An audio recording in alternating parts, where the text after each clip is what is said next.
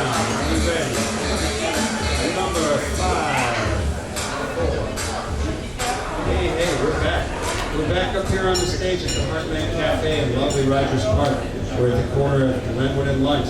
We're in the heart of Rogers Park. We're on the stage at the Heartland Cafe, and I'm Michael James, your host for this morning's edition of the Live from the Heartland show. And I have two wonderful women up here now who I've known for a long time. Actually, Rinda West and Terry Davis here. Rinda, you and I were in the same organization. For those of you who are curious, it would be Rising Up Angry, which is featured in a new book called Hillbilly Nationalists, Urban Race Rebels, and Black Power, which was written by Amy Sunny and James Tracy, and they were here last week. And the exhibit from that organization's past experiences is currently on the wall, so you better come on over and see that. Rinda, you couldn't make it last week. You were at your 50th high school reunion. I was in New Jersey. In New Jersey. Get close to that mic, about a fist away. How's the sound, everybody? Oh, it's good. We got the signal. All right. So, what was it like being at your 50th high school reunion? I was apprehensive about going, and I'm really glad I did. There were people there, when you're in high school, everybody's a kid, and there are people who have turned into really nice grown-ups, and they told wonderful stories about how wild they were. My favorite story, can I tell you? Yeah, you can, as long as you don't swear. The only person I knew who had made money driving on the Garden State Parkway, and he did this, but he would come up to a toll booth, fling his arm out the window, and then he would open the car door, scoop up all the quarters that other people had dropped, put one quarter in the bin, and keep on going. And he paid $5 driving down the Garden State Parkway. And what's he doing now? Actually, he's a judge. He's a judge. All right. So it just goes to show you, people can go back and forth from one side of the wall. That is not what we mean by move the money. All right, that was a good segue. So what is the Move the Money? Move the Money, I've got the Move the Money Fast Facts here. There's going to be a meeting with both Jane Schakowsky and Danny Davis. So fill us in, because right now there's a lot of concern among people, not only here in the neighborhoods, but around the city, the state, throughout the land, and the world, about how the money is secured by some and denied to others. Move the Money is a campaign that's based on a very simple idea, which is we're not really broke. There is plenty of money in this country. Unfortunately, it's being spent in wars, and it's accumulating in the war chests of rich people. And what we need to do in order to solve our problems is to move that money from the war budget and from the bank accounts of the rich into job creation and infrastructure development and human needs. Yeah, this whole idea of the Move the Money campaign started about a year ago with people coming together nationally to talk about how everyone was talking about budget cuts, and you've all heard it. We don't have any money, we've got to cut schools, we've got to cut teachers, we've got to cut health care, we've got to cut this and that. And they're saying, we really don't have to cut anything.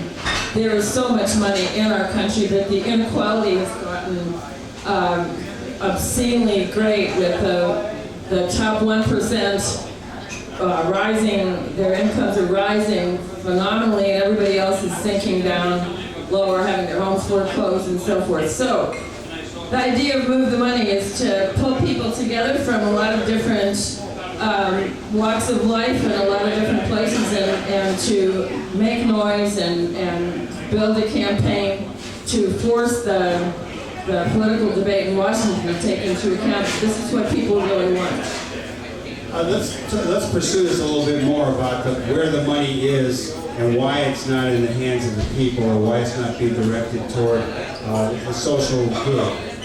If you go to Facebook, if you're on Facebook, go to Move the Money.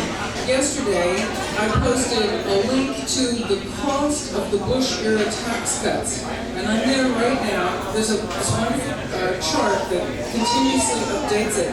At this point, the cost of the tax cuts for the top 5% of the population is over $1 trillion. It's a number I can't read because it's got too many places to it.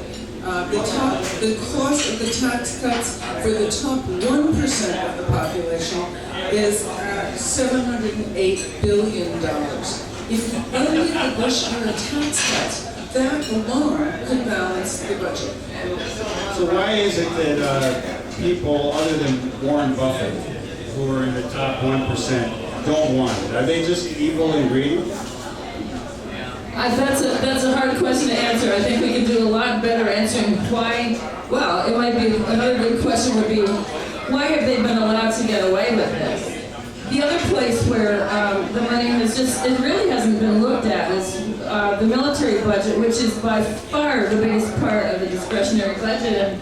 And every time the budget comes up for discussion, it's really not looked at it. Finally, this year, they're talking about cuts to the military, and there's all kinds of, we can't do that, but their gold-plated toilets and everything else over the years, it's just amazing. And I heard a fact which just won't leave my mind, which is that if they took the money that has been spent on the war in Afghanistan this year alone, and it's a war that nobody really at this point can figure out why we're still there, and applied it to the budget shortfalls of all 50 states, it would solve it. Right there. And so that's why we're saying, where's the money? Michael, you asked about why people who have the money are sitting on it and are unwilling to spend it. Partly I can't answer that because I don't know any of them. But partly I think it's about power. They want to stay in power, and the way they stay in power is by keeping laws in place that enable them to accumulate wealth and to stay in power. Yeah, I think it's probably been a historical battle that's gone on with people who have the money trying to hold on to it and deny it of others. There's a lot of lip service been paid over the years to America as a place, or the United States as a place where you can start with nothing and move on up. But, that's just the Horatio Alger myth that kind of it's a propaganda tool that keeps people trying, but it's not, doesn't actually happen very often. And it's a struggle we've had that is, it's like an ebb and a flow of the sea or the Great Lake, that at times there are some reforms, and there certainly was the New Deal in this country that supposedly saved capitalism and allowed for people to move forward after the Depression. But it seems to me that we've really entered into a period, probably since the Reagan years on, where it's really not about helping the overall population, but it's about securing the comfort of the very, very wealthy. Well, again, I don't mean to plug our Facebook page, but if you do go to and like MovetheMoney on Facebook, you'll see a fabulous chart which shows how from 1947 to 1979, all 5 quintiles of the population had income growth. From 1980 to 2007, the lowest 20% had a 15% growth in income, and the top 1% had a 261% growth in income. And it's dramatic how the income inequality has increased since 1980. And if you think about 1980, that was the beginning of deregulation under Ronald Reagan. Yeah, we're in deep, we're in hot water. We are in big time. So there is this campaign, this meeting for Move the Money. The meeting is going to be held in the not too distant future. It's this Thursday, October 20th at 6 p.m. at the Chicago Temple at 77 West Washington downtown. All right, let's get a little background. How is Move the Money local, or is it a national phenomenon? Well, it's a national phenomenon. People are doing this kind of thing all over, but here in Chicago, we started a few months ago. We started just pulling together people, and it's turned out to be people from a lot of different streams of our community that we haven't worked together for a long time. And we've got started with labor unions, Chicago Jobs with Justice, and community groups, and people responded so much to the idea of Move the Money because they were getting hit so hard by budget cuts and by layoffs of people who are working in needed services. And like schools. I mean, our schools need more money, not less, and yet they're faced with this horrible situation. Well, school teachers are the cause of all the problems. Well, that's what some would believe. Sarcasm. But anyway, then it's sort of snowballed, and at this point, we've gained a lot of inspiration from the people in Occupy Chicago, who are, instead of trying to be the 1% collecting more and more, they're proudly saying we are the 99%, and we're proud too to be part of the 99%, and they are gonna come over to our town hall meeting too, and we're real happy about that, and we're gonna go over and support them as well. We've got Rainbow Push has signed on. We've got a lot of anti-war organizations. All the major anti-war organizations in the city are supporting this too, because we're having a conversation finally about the whole picture, and it's starting to come together, and we're very excited about this town hall. It's going to be good.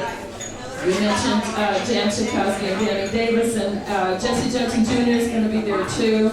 And we're getting calls now from people around the city saying, "Hey, I want to be part of it." This is just the beginning. This town hall meeting, we want to have a wonderful event, and we think we will. But we're going to continue and have some strategies for moving the money, both locally and nationally. We're talking about possibly having a tax on the on investments. I mean, when you invest in the stock market, you're gambling, right? We have taxes on gambling. Why do we not have a small tax on every time somebody buys or trades stock? I mean, it makes perfect sense. A 25-cent tax on a multi-million-dollar trade, and you add it up, and it would be billions of dollars that could be used for social needs. So that's just one of the ideas that is being talked seriously, both in Europe, but it's starting to gain some traction here. So the Move the Money campaign, the concept is probably global, but this particular organization is local. Yeah. And there are a lot of people involved. We can't read them all. You did mention a few. This is kind of exciting. What if I was to ask you, let's just do this thing again, pretend I just landed here from outer space, and I'm just going to ask you two who are involved in the Move the Money Chicago Town Hall meeting, the whole campaign, how are we going to move the money? Is it something that's going to happen through legislation? Is it going to happen through occupying Wall Street and LaSalle Street? I know these things all feed into it, but give me an answer for the guy from outer space. Well, it has to happen through legislation, the way things are set up right now. And we are hoping to create space that will put pressure on legislators, particularly the super committee right now. And I don't know if you know this, but there are 3 Republican members of the super committee who have signed the pledge not to raise taxes, like over and over the pledge. We think that's illegitimate. We think that you cannot go into a negotiation when you've already committed to take one of the negotiating items off the table. So we do think that it has to happen through legislation. There is a people's budget that Jan Schakowsky is proposing. We think that's an interesting way. Terry was talking about the financial transactions tax, which would not only raise revenue, but might help a little bit to rein in the kind of frenzied computer trading that has caused the market to swing so wildly over the last few years. And you look at the market results, and there's swings of 100, 200 points a day. And that's as a result of computer trading at the end of the day, a lot of years. So yeah, it's probably going to have to be through legislation, through, as we say, ending the Bush era tax cuts, trimming the defense budget, using that revenue to improve our infrastructure so that we can create jobs, so that we can increase human services, so that we can then build the tax revenue back up when people are back at work. And I just want to say, jobs is a great investment. When people have jobs, they have money in their pockets, they can go go out and buy things that can stimulate the economy better than anything else in the world. And that should be the centerpiece of what we're talking about. There is, the Progressive Caucus has a proposed budget, which Brenda mentioned, and Jan Schakowsky has a jobs bill, which is pointing in this direction. We are not crazy to think that all of a sudden that the Congress is going to adopt these ideas. We know how much money it speaks in the halls of Congress, and we don't believe that just by our saying it, say, oh, by the way, this is a great idea. We don't think it's going to do it.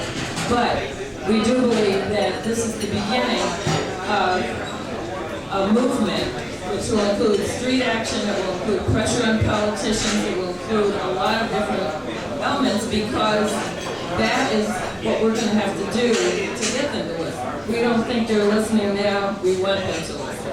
Yeah, it seems to me that in large part that there's not going to be a lot happening until there's another election.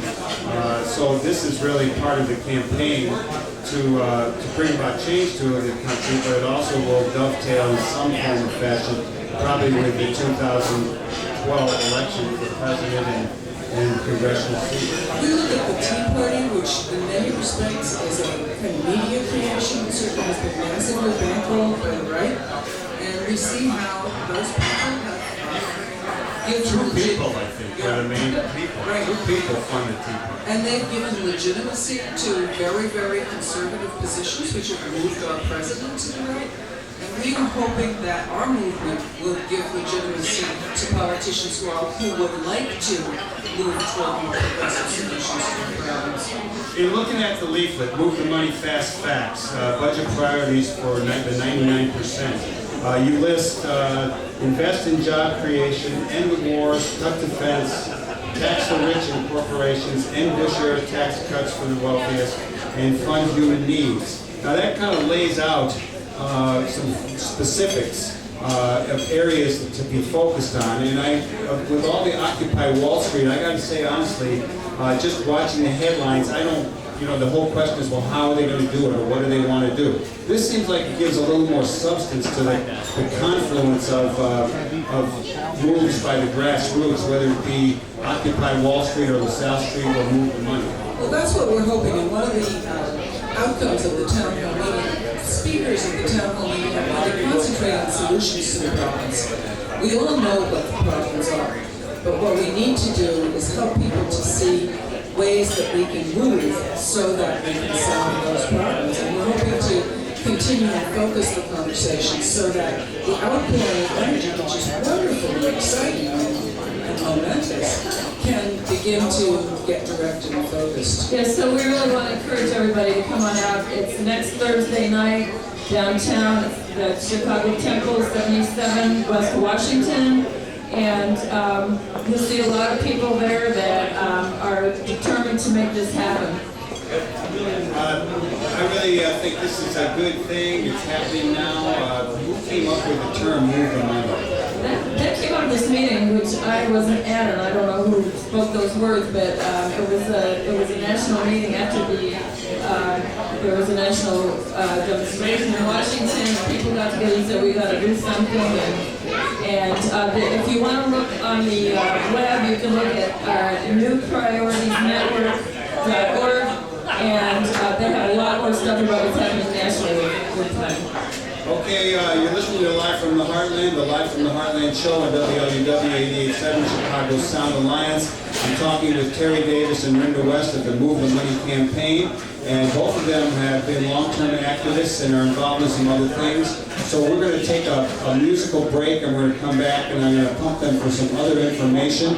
Once again, this Thursday night at the Chicago Temple, there will be a meeting, town hall meeting, Rebuilding America Now. Jobs not cuts, end the wars, bring our